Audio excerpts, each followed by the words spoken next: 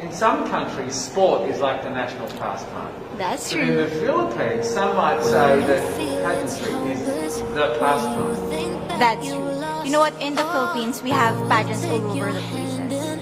Yes, we have pageants in the barangay, in school, national, local. That's why we really love Miss Universe.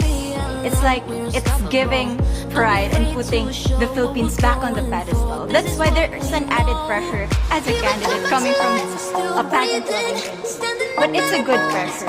I always look up to our former Miss Universe Philippines. They really did well in the competition. And now this is my time to show who I am, you know, to offer what Rabia can show to the rest of the universe. So I'm very happy, and at the same time, I'm excited to make all my kababayans proud, and hopefully I do. You know, when I was a young girl, I used to watch Miss Universe on the television, and I thought, it's so far, it's so big, I can never get there. But to actually be here right now, knowing that in just a couple of days I'll be on that stage, I'm just so incredibly happy, and to be representing for my home country, Thailand. I'm in awe, I'm in shock, and it's the best feeling in the world. I'm so blessed to be here. And I cannot wait to be on that stage and really perform and make my country proud. Why do you think it is that the Philippines love pageants? They have appreciation for it. We do love pageant because we used to think that we wanted to be included in the world. You know? I have to be honest, in the Philippines, my skin color used to be not the standard of beauty. I was obsessed whitening my skin because these are the kinds of beauty we see on the mainstream. But things were different now. That's why I'm very proud to be a morena. In the Philippines, we call it morena. It's brown skin girl. And to be able to represent, you know, my color, my identity as a true Filipino. First of all, congratulations. How does it feel to be here? Thank you, it feels amazing. I can't believe that I'm here. You know, with the COVID situation, I'm so glad that we're all here and that there's so many girls that are able to be a part of this competition. And what it makes me realize is that the world isn't that big.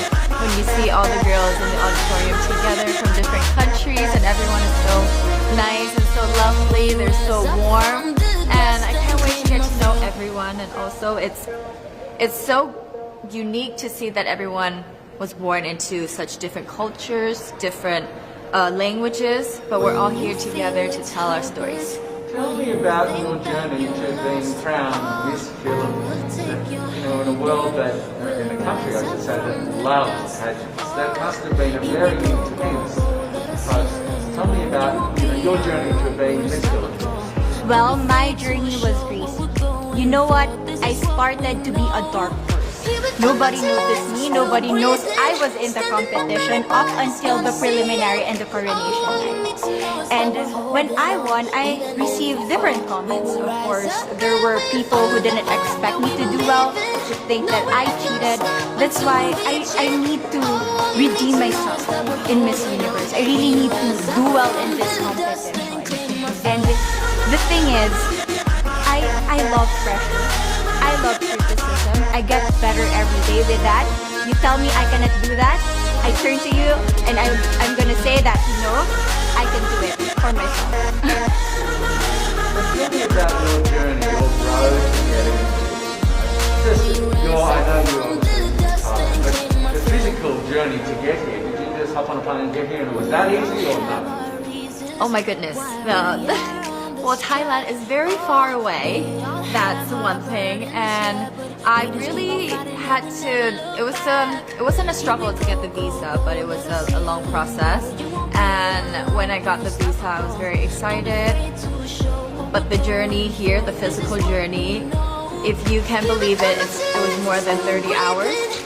All the way from Thailand, yes. So I had to make a stop in Istanbul, and the layover was 8 hours there. Oh my goodness, but it was so amazing. I'm so blessed that some of my teams were able to come with me as well, my national directors. So they were there to keep me company, making sure that I'm okay, and you know, giving all the support.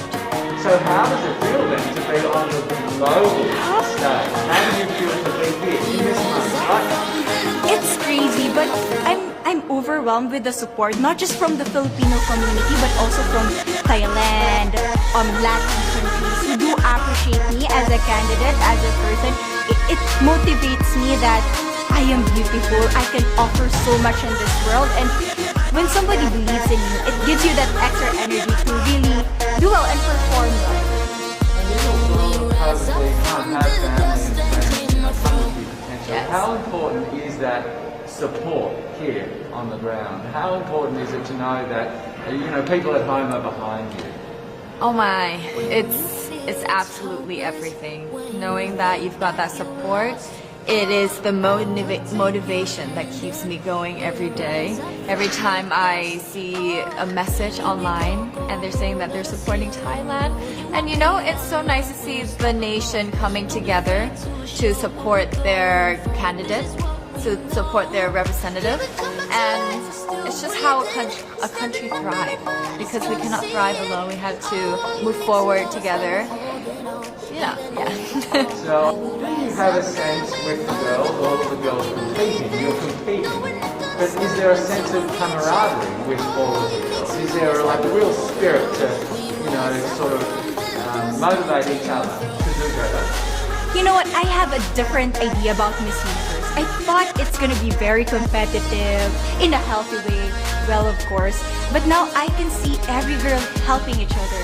From fixing those hairs, from trying to zip up those outfits. It speaks of the closeness and the kind of camaraderie that we want to have. The goal of Miss Universe is not just to crown one girl, but also to build a genuine and long-lasting friendship.